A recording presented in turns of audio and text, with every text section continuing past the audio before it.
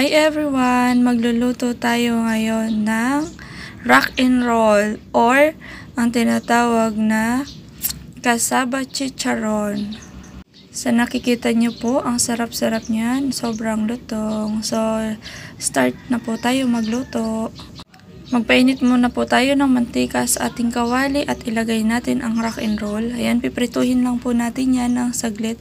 Mabilis lang po siya maluto. Mga 2 minutes, wala pa nga po 2 minutes ay luto na po siya kaagad. Ayan, ang sarap po niyan. Sobrang lutong po ang pagka-chicharon niya po. Sobra yan po ang tinatawag namin sa amin ay rock and roll. Dito po sa Manila, ang tawag po niyan ay hindi siya rock and roll, kundi kasaba chicharon. Ayan po yung tawag dito. Ayan, forward po tayo sa pagluluto para mabilis po tayong makaluto. Yan, lutuin lang po natin lahat para po isang kainan po tayo o isang kainan, di ba? Magmumukbang kami ng asawa ko. So, ito na po ang aking nalutong rock and roll. So, isusunod ko naman po yung pag-arnibal ng ating sangkaka or panutsa. Ayan po, tutunawin lang po natin ang panutsa. Dito sa ating kawali, naglagay lang po ako ng unting tubig, din lalagay ko na po ang panutsa. Sangkaka po ang tawag nito sa amin, sa probinsya po, sa Camarines Sur. Sangkaka po ang tawag nito sa amin. Pero po dito sa Metro Manila ay panutsa. Tama po ba? Paki-correct po if mali ako sa panutsang tawag kasi hindi ko po talaga alam totally kung ano yung tawag nito dito. So, mabilis lang po yan. Tutunawin lang po natin saglit. Kailangan po bantayan natin kasi masunog po yan pag hindi po natin nabantayan. Yan. Ayan po, tunaw na po siya. Ganyan na po yung texture na tunaw na. So, pinatay ko na po yung apoy dyan para po ilagay na po natin sa ating chicharon. I-mix lang po natin para maihalo na natin sa ating rock and roll. Ayan.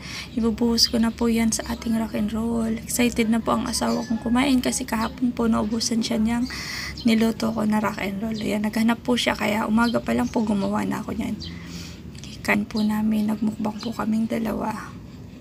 Kasi po yung mga bata ay nasa school.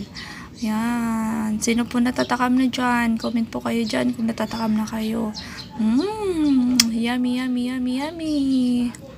Yummy, yummy, yummy in my tummy. Yummy, yummy, yummy in my tummy. Ang po, ang sarap po.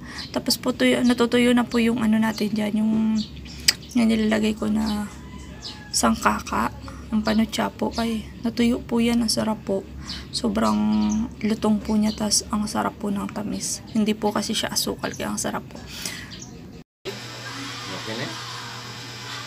Kain po.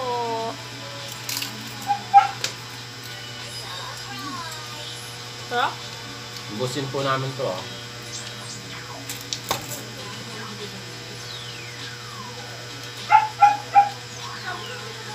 Para po kain, para po sa inyo. Yun.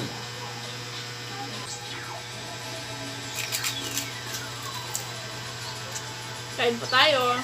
Rock and roll. Sarap. Yan po, sangkaka yan.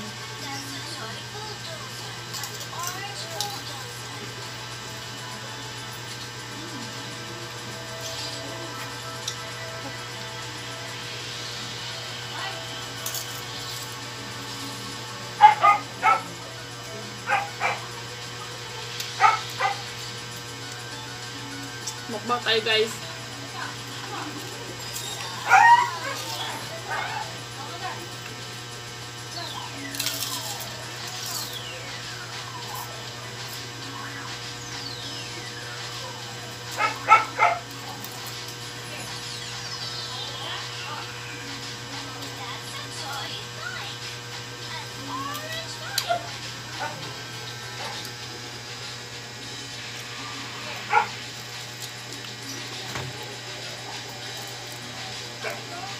Ito yung malutong.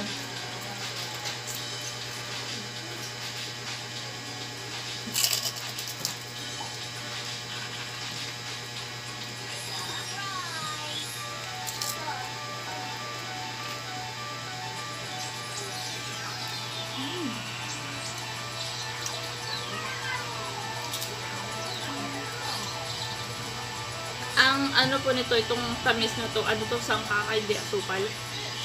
Panutsa. Dito sa Manila, panutsa ang tawag niya.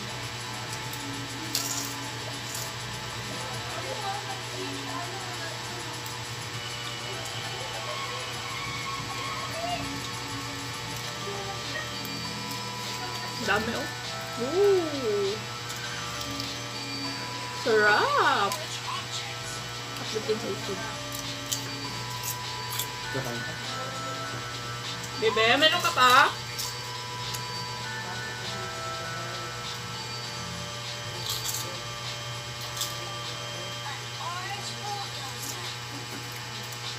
O ba guys, puno na ang memory ko. Dami ko tayo. Mm.